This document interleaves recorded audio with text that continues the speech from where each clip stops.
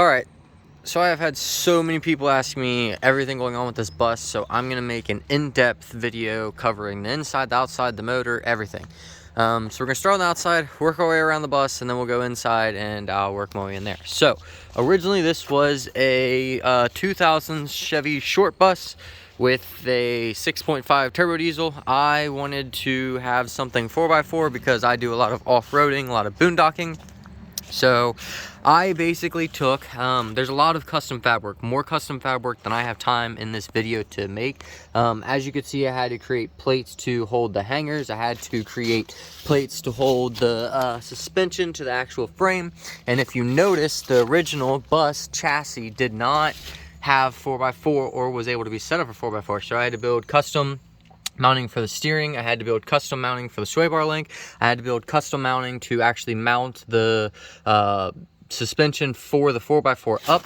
I also had to build a custom mount that stretches all the way across, that holds up the transmission and holds up the rear or the differential. So there's a lot of custom fabric. As you could tell, pretty much all of the framing mounts that we have created, as you could see them going all the way across, that thing right there, and then that one right there. Then we went around and we created all custom plates, kick panels, whatever you want to call them, for mounting it. Obviously has a light bar, a couple of LEDs, and then you could see more of the custom fab work that we did with all the shackling and everything else like that to make this thing 4x4. There was a lot of custom fabric. As you can see, the custom cross brace to make the steering work because of how high the bus sits, the custom shock mounts because the bus wasn't 4x4, and had to make this whole front plate right here to fit the whole axle, and everything is made out of 1/2 inch to 1/4 inch steel plate. And outside of that, obviously we have locking hubs for the front differentials. They are locking it as high and low 4x4, and then more kick panels. These are made of steel, kind of go on both sides of the bus. Outside of that, underneath it, it did rain last night, so it's kind of hard to get up underneath it without me getting wet. We did a 4-inch exhaust. I don't know if you could see it all the way under there. 4-inch exhaust all the way back. It's actually pretty quiet. Another thing that I did, so this bus, because it is a short bus, originally only came with like a 20-gallon fuel tank. I wanted to take this thing cross country, and I wanted to basically never have to run out of gas. So I went to a junkyard that parted out buses, and as you can see, the fuel tank and how big it is, it stretches about the whole length of the bus. That is a 50-gallon fuel tank from a international bus that basically always went cross country. So that way now you have 50 gallons of fuel on deck and you're good to go. Secondly, more custom fab work that we had to do.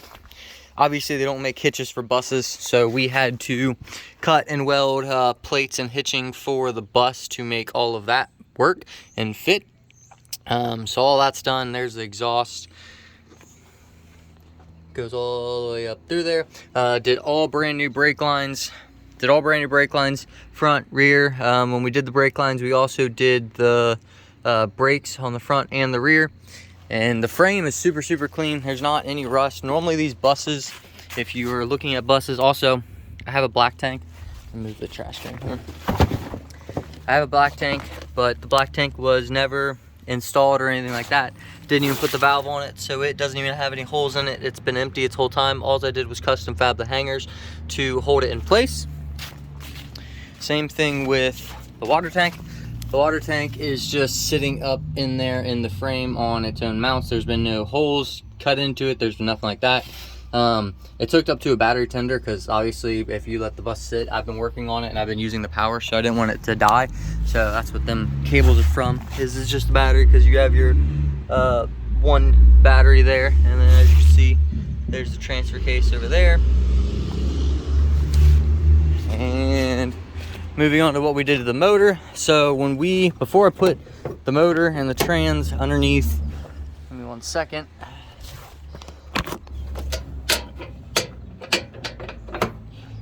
All right, so before I put the motor and trans in this thing, I wanted to bulletproof it. Bulletproofing basically means, so if you don't know, the 6.5 that is in this bus is the same one that the military has been using in all their Humvees for many, many years. And in order to bulletproof them, it pretty much means moving your PCM from on top of the motor to outside. So that's an aftermarket PCM that has been relocated. We had put a, rebuilt the whole motor, so as you can see, it's all clean, it's all nice. Basically all brand new parts through the motor. Brand new batteries, both this one and the one underneath the deck. The bus does not have air conditioning. It does have a 120 amp alternator on it, as well as a quick spool turbo wastegate. I think that's it when it comes to the motor, outside of going through it and replacing anything that was broken, kind of updating everything and making sure it had no leaks. We did have to redo the header bolts, as you could see. So the header bolts and everything, which is a really common issue for the 6.5s, are just freshly redone. I believe we did that last year, as well as no leaks, no nothing like that. We went through the entire motor, entire trans. The trans was professionally rebuilt. Same thing with the differential. And then before I put the front differential and rear differential in, because they're both off of a 3500 Chevy 3500, I actually rebuilt both of them. So there's new bearings, new brakes, everything. It's good to go. This thing drives like a minivan. It's amazing, especially with the added steering and how we set up the steering. As you could see, we beefed up the steering and added a shock to it. Normally they don't have a shock to it, so it drives extremely, extremely nice. And now let's just go on, kind of show you the interior. So window is manual, which is something I actually wanted. I didn't want to have anything crazy. All of the this cover underneath it has been dyno lined. Underneath the carpet right here, it's all been dyno lined, meaning it has a sound dampening stuff. You have your LED light switch right there. And moving on up, we have full front, back, and right and left cameras. A nice radio. I haven't mounted the speakers, they're just kind of sitting in the floor. And then basically the cameras run off of this USB here, and the other lights that actually run across the LED bar up there, they actually run off of the USB plug right there.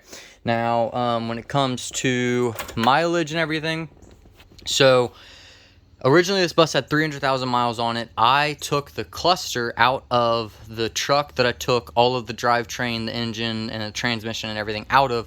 That way I can keep track of what the actual engine has on it. So the actual engine and trans only has 172, and obviously that is before rebuilding it.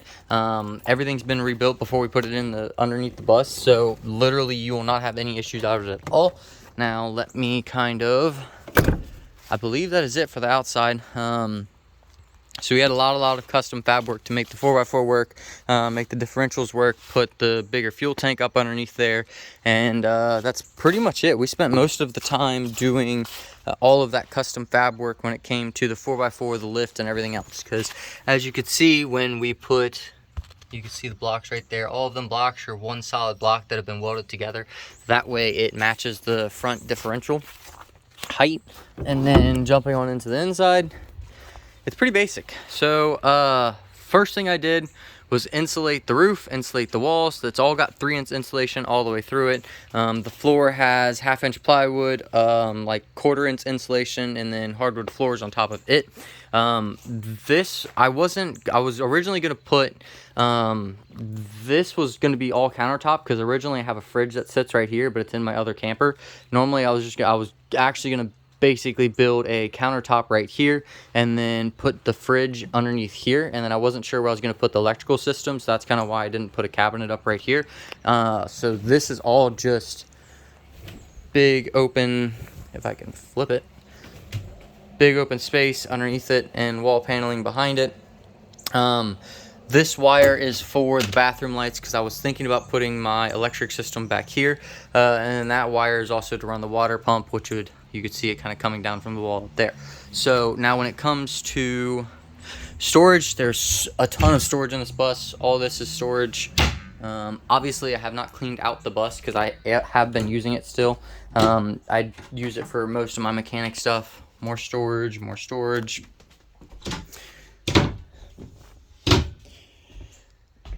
sink, like I said, water, never been hooked up in this bus. I have a camper, so I never really needed to.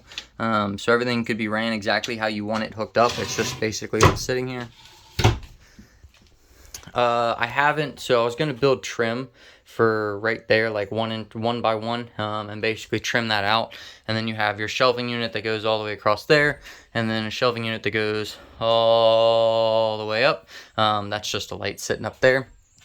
And then you have your dinette, and your dinette has more storage and seat belts. As you can see, the seat belts are attached to the frame, so if you want to travel around with people, you do have seat belts for people, kids, whatever. And then this, I'll show you in a second, this folds down and that folds down, making 2 beds. So outside of that, I did with the bathroom. So when I bought this bus, it did not have a bathroom at all, and I wanted to have a bathroom in the bus. So what I did is I framed out the wall and I just kind of like tacked it in place. That way, you know, I'm obviously selling the bus because I have other projects. So I have not had time to finish it, and the reason I haven't finished it is because I didn't know what paneling I was going to use or what color I was going to use. So I was basically just going to put, obviously, panel this all in, box it in. The water literally hasn't even been drilled through the floor, so you can move this around however you want to move it. And I wasn't sure which paneling I was going to go on the inside of the bus. I was kind of back and forth between that style paneling and that style paneling, and that's why there's 2 styles of paneling in the bus, because I wasn't positive which one I was going to go with. So that's pretty much it with the interior. It's very basic. I left it. Oh, another thing we did is instead of having the folding door, it now has just a open door.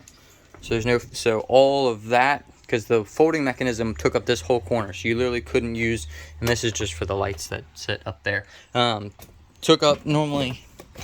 With the folding door, you would have no space right there. I wanted, obviously, with having a small bus, you need more space, so I wanted to take out that and weld this door to where it was solid. So that was definitely a plus when giving me more room, because now I have this whole corner open for shoes, whatever. There's the 4x4 right there, high, low, and it is an automatic, which is great. It shifts flawlessly. I mean, I've taken this thing across country multiple times, and I've never... It shifts absolutely amazing. It shifts about as well as my Audi that sits right there. Now let me get my selfie stick set up so I can show you guys how the beds work. So let me put, see if this will hold. Alright, so this right here is 2 feet width by 60 inches long, give or take an inch. On the lengthwise, I think it's like 62. Pretty much I have other 2x4s that are cut. This one's just kind of temporary, just to show you with ease on how this works. You just grab it, flip it. Obviously you'd have 2 2x4s to sit down, pop your air mattress in here, and then you're good to go. Another cool thing, when we don't have the fridge in here, if we have the air mattress open, we basically can take up all this space right here. There's enough room for one person here. I normally travel with people, so I didn't set this up for like a couple thing. If you wanted to kind of set this up as like a full bed, you could move all this back, do whatever. I mean, you could, it's a bus, you do whatever you want. But basically this is one bed, and then this just folds back up. Boom. And then the second bed is actually way cooler. My good angle there. Move it back a little further. That'll work. Second bed's cooler, so we have obviously have a dinette. It is attached very well. As you can see, it's pretty sturdy. You can put all your weight on it. Now, when you want to turn this into a bed, this has just shelving hangers on it, right? So they just lock in there, and then you're good to go. Set it how you want. To turn this into an actual bed, obviously there's storage underneath both of these. The seat belts come through this piece that's about to pull. So this piece pulls up, your seat belts pull through, that's what that noise was. That pops down like that. You take your table again, you put your table.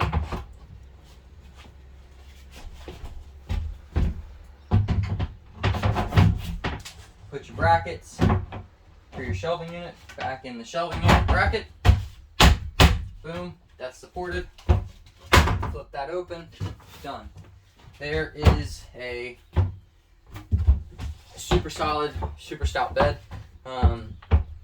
I'm 5'5", and I have more than enough room to sprawl out on this thing.